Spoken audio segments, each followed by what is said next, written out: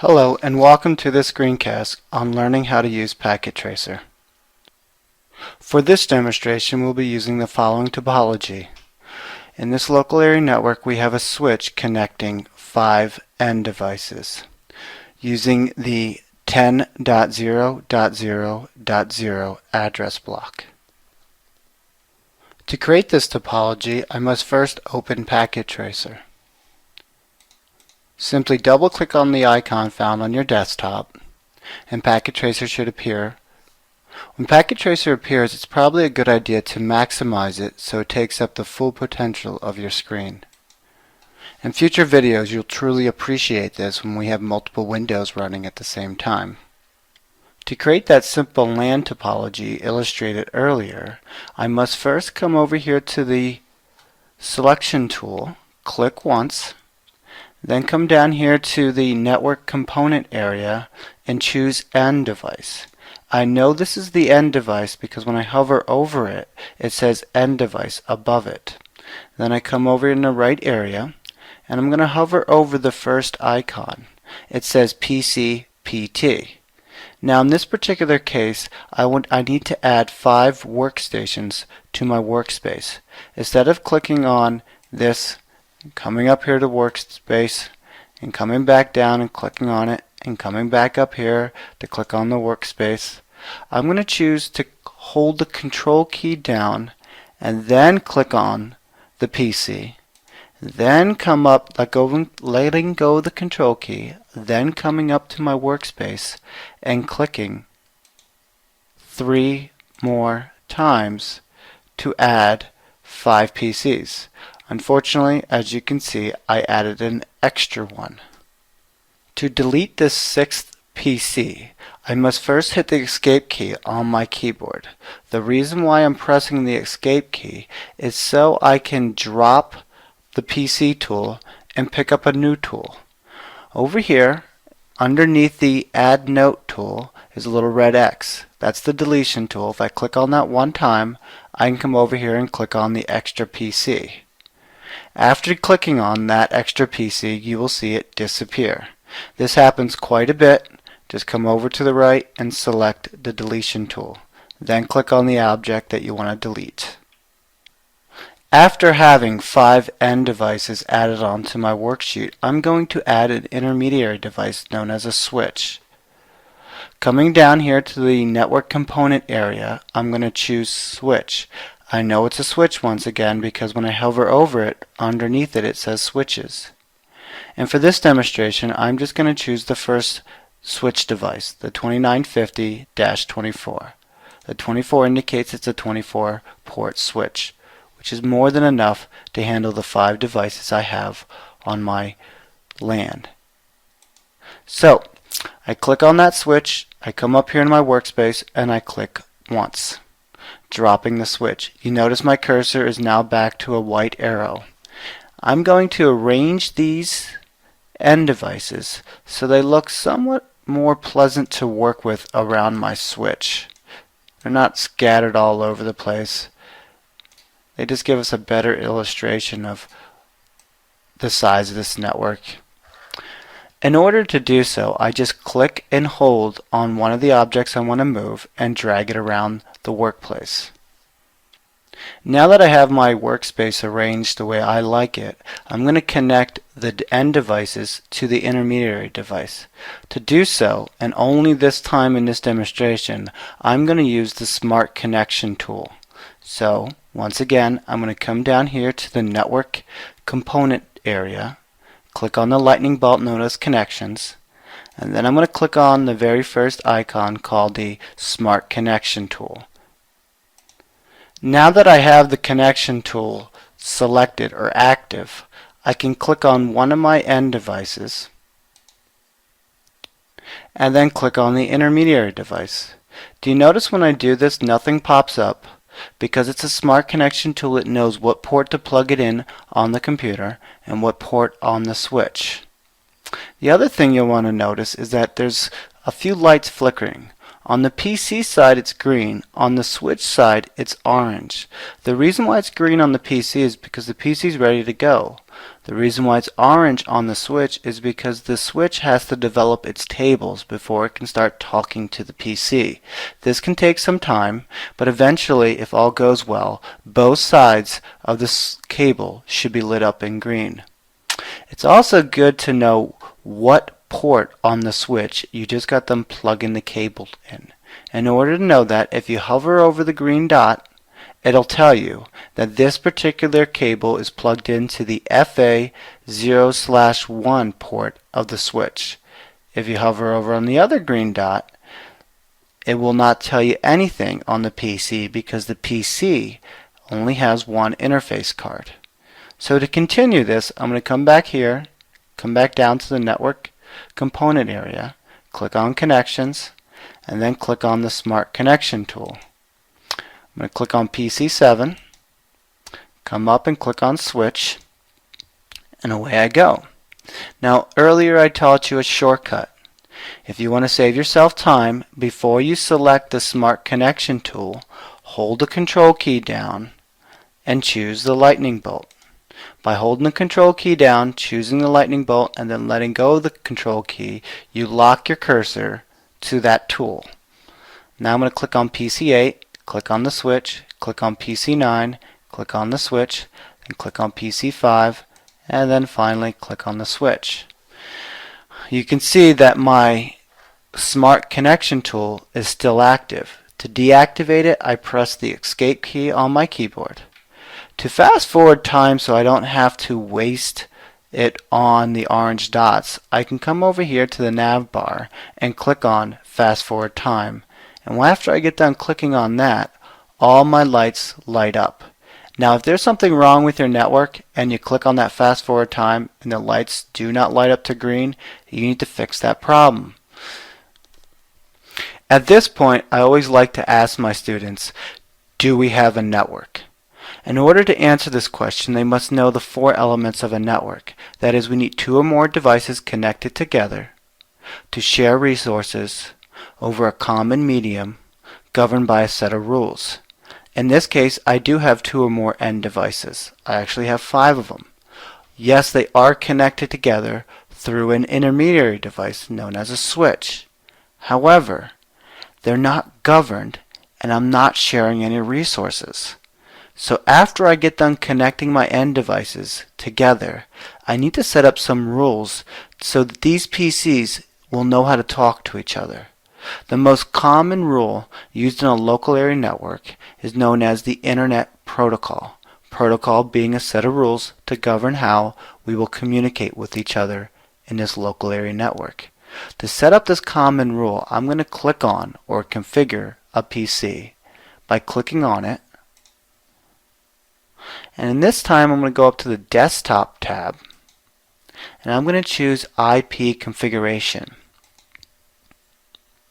And in the IP address box, I'm going to type in 10.0.0.6. And then I'm going to come down here and click on the subnet mask. And for this exercise, remember the diagram in an earlier slide, I asked you to set the subnet mask so it's 255.255.255.0. You will understand what numbers to use later on in this course. For now, I just want you to try it with these numbers. For this illustration, we haven't installed a gateway or a router, a way out of our network, so we're going to leave this field empty. And since we're keeping things simple, I'm also going to leave the DNS server empty. We'll explore that in another chapter. After you get done entering in these two pieces of information, the IP address and the subnet mask, close out of the IP configuration, and then close out of that dialog box for this PC. You'll notice I made a mistake. My PC reads PC-PT PC7. To fix that mistake, I can once again click on the PC, go up to the desktop, click on IP configuration, and replace the 6 with the 7. It's always a good idea to match your IP addresses with your host names. An alternative could be to change the host names. To change the host name, you'd click on the PC you want to change, click on the Config tab, and where it says Display Name, change it. In this case, I want it to read PC1. After it reads PC1, I click Close, and you'll see it's replaced. Now I'm going to change PC7 so it reads PC2. And I'm going to continue doing this so that I have a consistency. 1, 2, 3, 4, and 5. Now, you might be asking, why are my numbers out of whack, or why do I already have these numbers and he doesn't? Well, when you delete a computer from your workspace, Packet Tracer will always count forward, regardless of whether or not that number is already existing. Remember, no two devices on the same network can have the same host name, just like they can't have the same IP address. Speaking of IP addresses, let's see if we can change PC1's address. So click on it, click on the Desktop tab, then click on IP Configuration. In the IP address, we're going to enter in 10.0.0.1. Now, I made these numbers up for this illustration of this demonstration. However, in other exercises, you might be told what numbers to put in there, or you might have to calculate the right numbers. I also dictated that I wanted a 255.255.255.0 subnet mask. In the interest of saving time, I'm just going to highlight this and then right click and choose copy, because I want all my other PCs on this network to have the same subnet mask.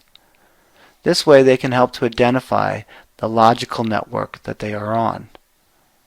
In the previous demonstration, I made PC2 have a .7 address. I'm going to fix that by coming back to the IP configuration tool, changing the 7 to a 2, and closing out. Now I'm going to go a little bit faster just to illustrate that this stuff is very redundant. I'm going to enter in 10.0.0.3. I'm going to paste my subnet mask by selecting all and then choosing paste. It's very critical that the first three parts of this IP address is the same on all the other computers. How do I know it's the first three parts?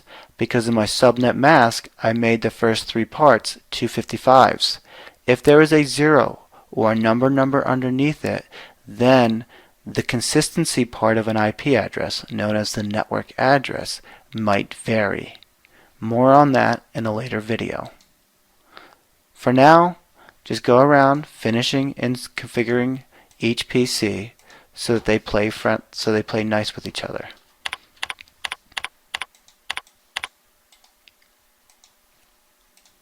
And on to the last PC.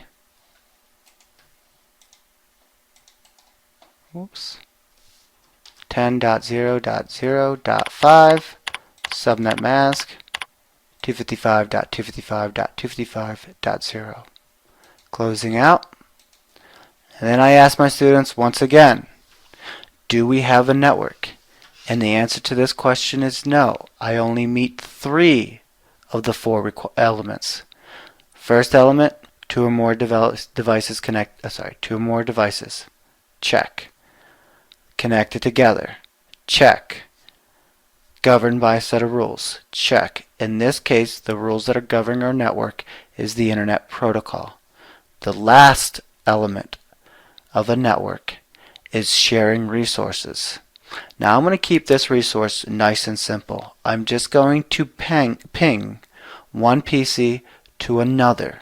This will verify connectivity to ensure that everything should flow nicely from computer to computer. To verify my connection, I'm going to first make sure I'm in real-time mode by coming down here to the lower right corner of the workspace and verifying that it reads real-time. The next thing I'm going to do to verify my connection is I'm going to click on one PC, and then I'm going to come up to the desktop tab, and then I'm going to click the command prompt. What I like to do is ping all other computers except myself. It's probably a good idea to ping yourself and work your way forward the ranks, but we'll save that for another chapter.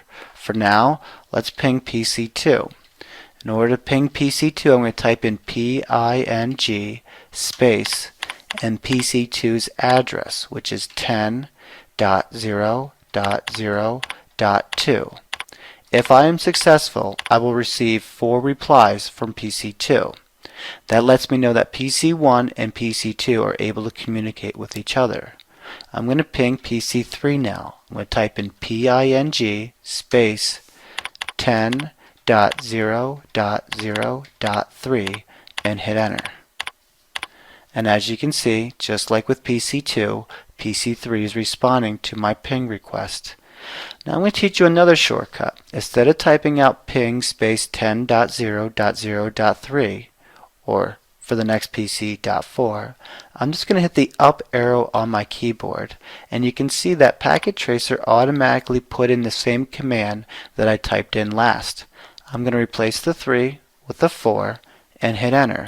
This is me quickly testing the connection between 1 and 4. Now I'm going to hit the up arrow, replace the 4 with the 5, and hit enter. It seems like all is well between 1 and 2, 1 and 3, 1 and 4, and 1 and 5. Can we make an assumption that 2 and 5 should work? Sure. If 5 can respond back to 1 and 1 responds back to 2, therefore 2 should be able to respond to 5. However, in certain security applications, this might not be the case. So never make an assumption. Be thorough about testing everything on your computer. They make tools to do this in large environments. For Packet Tracer, go to them, click on them, and do a simple test. Alright, whoops. I have a bad habit of typing exit because in the real world, that's what you do when you're done with the command prompt. But in Packet Tracer, just come up here where it says command prompt and click the close button. I would also like to bring your attention to these dialog boxes that come up in Packet Tracer. You will have multiple dialog boxes come up as you proceed from PC to PC and PC if you don't close out of them. Watch what happens when I click on PC5. And then if I minimize that, I click on PC3. And if I minimize that one, I click on PC4. You'll notice after I minimize these that each PC that I clicked on has a little button down the bottom of my workspace. This allows me to quickly jump back and forth between each PC. It can get messy at times. My suggestion is when you get done configuring PC, close out of them. If you're not sure how to do it, you can come down to these buttons, click on the X next to each button, or you can click on the red button next to on top of each dialog box. I like just simply clicking on the X next to each button. Now, do we have a network? And the answer in this case will be yes. I have 2 devices connected together, governed by a set of rules, sharing resources. When I get done with my Packet Tracer activity, I will go up to File and choose Save As. In fact, if I'm not even done with the activity, I'll do this throughout the activity. It depends on how much work I put into the activity. And then I'm going to navigate to my documents. I might create a new folder called Packet Tracer Activities. This way I keep things organized. Open that folder up. Now that I have that folder created, I won't have to do it again. Come down here to File Name, and I'll call this one a simple LAN. And LAN is short for Local Area Network. Now that I gave it a name, I'm going to verify the type. It's a PKT file, and I click Save. In this demonstration, I illustrated how to add components into the workspace, how to connect these components together using the Smart Connection tool, how to verify that those ports and cables are plugged in the right place, how to configure these devices, and the last thing I've showed you was how to verify that the network was working.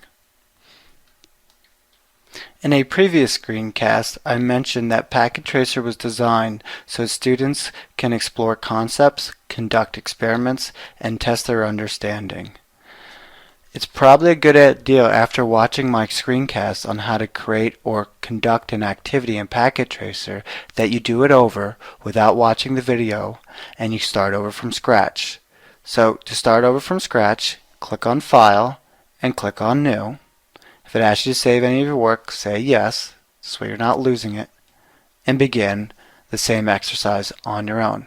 See if you can create a simple LAN with 5 PCs.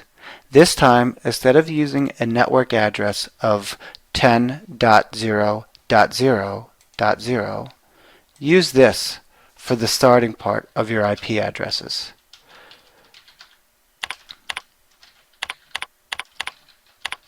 .168.168.1.x.